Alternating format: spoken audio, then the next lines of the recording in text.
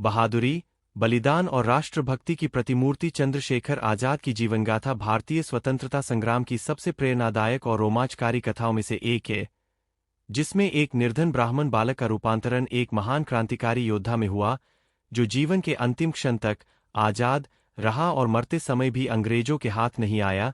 यह कहानी शुरू होती है 23 जुलाई 1906 को, जब मध्य प्रदेश के झाबुआ जिले के भाबरा नामक गांव में पंडित सीताराम तिवारी और माता जगरानी देवी के घर एक बालक का जन्म हुआ, जिसे उन्होंने चंद्रशेखर नाम दिया। यह बालक बचपन से ही तेजस्वी, जिज्ञासु और स्वाभिमानी था, जिसकी आंखों में कुछ कर गुजरने का सपना था।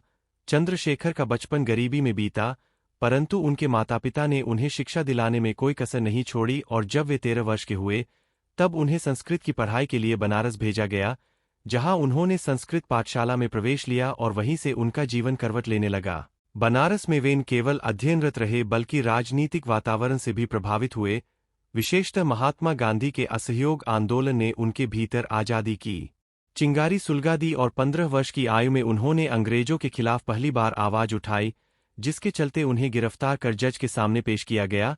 और जब जज ने उनका नाम, पिता का नाम और पता पूछा, तब उन्होंने गर्व से कहा, नाम आजाद, पिता का नाम, स्वतंत्रता, पता जेल।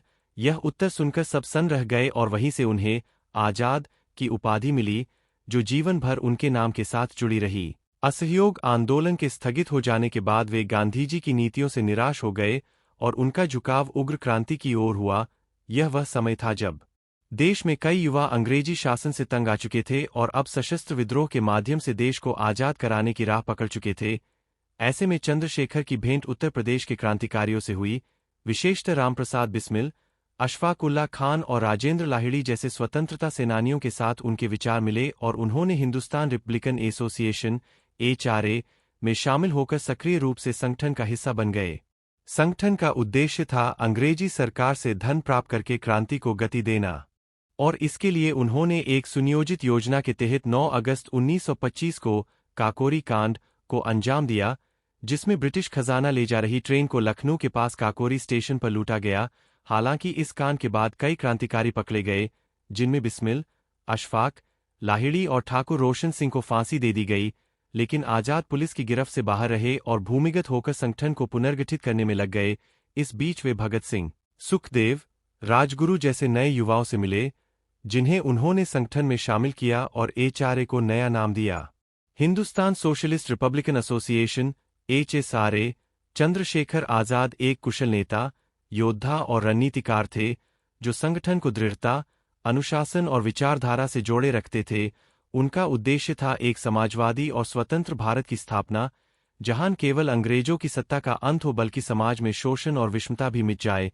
उन्होंने अपने साथियों के प्रशिक्षण, हथियारों की व्यवस्था, गुप्त पत्र व्यवस्था और योजनाओं को इतनी कुशलता से संगठित किया कि ब्रिटिश खुफिया एजेंसियां उन्हें पकड़ने में नाकाम रहीं।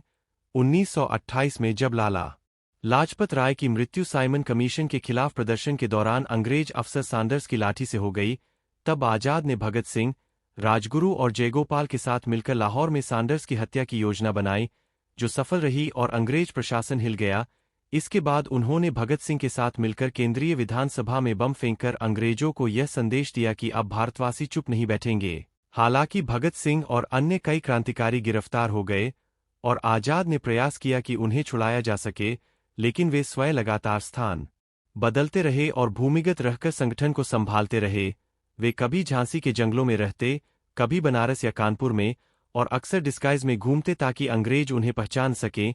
उनकी निशानेबाजी इतनी सटीक थी कि वे दोनों हाथों से गोली चला सकते थे और उनकी एक पिस्तौल पर आजाद खुदा हुआ था, जो आज इलाहाबाद म्यूजियम में रखी है। वे सिर्फ एक योद्धा नहीं, बल्कि एक गहरे चिंतनशील और अध्ययनशील व्यक्ति भी थे। उन्हें वेद, उपनिषद, गीता और साहित्य में गहरी रुचि थी।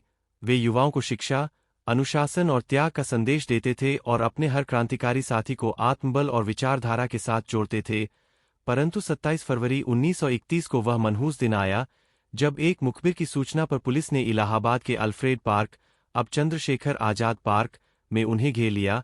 उस समय वे अपने साथी सुखदेव राज के साथ वहां पहुंचे थे, पर जैसे ही गोलियां चलनी शुरू हुईं, आजाद ने सुखदेव को भागने का आदेश दिया और स्वयं मोर्चा संभाल लिया।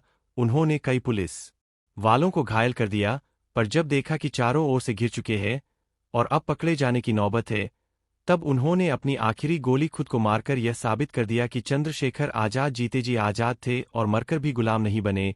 उनकी शहादत की खबर पूरे देश में आग की तरह फैल गई।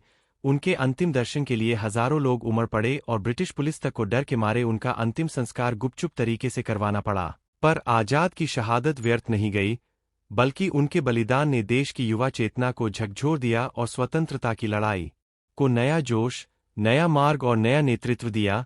चंद्रशेखर आजाद ने न केवल क्रांति की एक पूरी पीढ़ी को दिशा दी, बल्कि उन्होंने यह भी सिखाया कि सच्चे नेता का मतलब होता है अनुशासन, प्रतिबद्धता और आत्मबलिदान।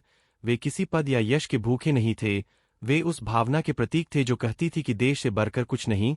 और आज भी जब कोई युवक देश प्रेम की बात करता है, तो आजाद का नाम अपने आप जुबां पर आ जाता है।